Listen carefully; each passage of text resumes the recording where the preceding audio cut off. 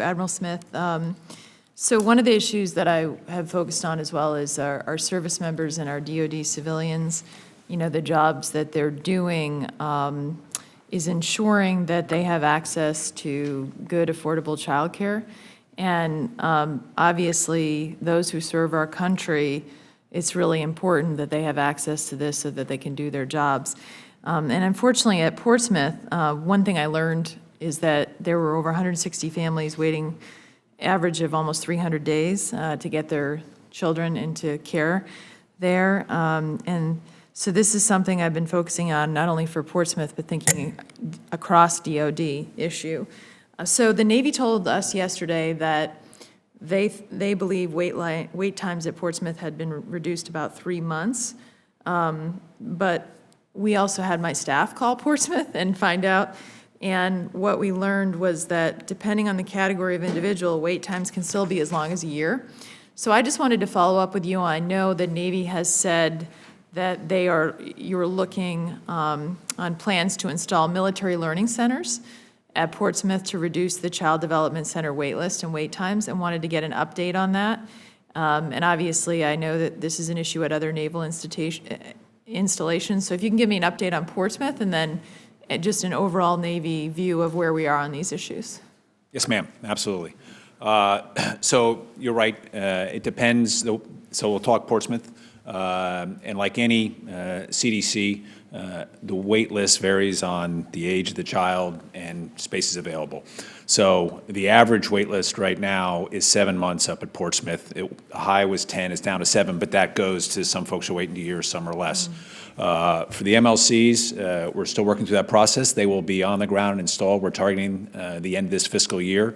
3 to 4 MLCs will be there, depending on how you configure them, whether you configure them for an infant 1-year-old or an older child. You can, they can accommodate anywhere from 8 to 24 children. We'll hire some additional staff members to man those up. Nominally 4 per MLC, what the final number will be, but depending on how we configure it. So, I'm sorry, go ahead. No, you were coming up with the question, so I was. No, it just occurred to me with all the new hiring, this is going to be a bigger issue even. Oh, yes, ma'am. You're right. Workforce, yes, yeah. ma'am. Absolutely. Now, I will say, though, that's non-appropriated funded hiring. It's a little bit different than APF, and it's a bit easier to hire on the NAF side. So that's where we're at with Portsmouth. From a big picture, so we've got 120 plus CDCs across our 70 installations.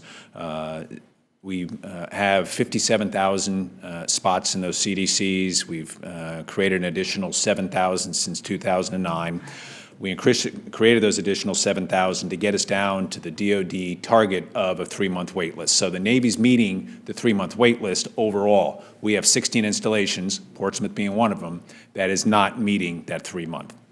Okay. Well, I really would appreciate, obviously, the focus on getting the military learning centers up and running as soon as possible at Portsmouth, and then, you know, having been there, we need to get to a new facility that has more capacity in the long term. Yeah. So I look forward to continuing to remind you of that. Yes, ma'am. Appreciate it. We're finishing up the engineering studies right now to put out the pads, and then it'll take about 3 to 4 months to get the MLCs there installed, upgraded, ready to go. Okay, thank you. I appreciate it. Well, I want to thank you both for, unless you have any prior questions, I want to thank you both for being here and for your service to the country. And again, I want to thank you, Admiral Hilardes, for your leadership and for your dedicated service for decades to our country. And will you please pass along to your family how grateful we are for all that they've done as well? Thank you.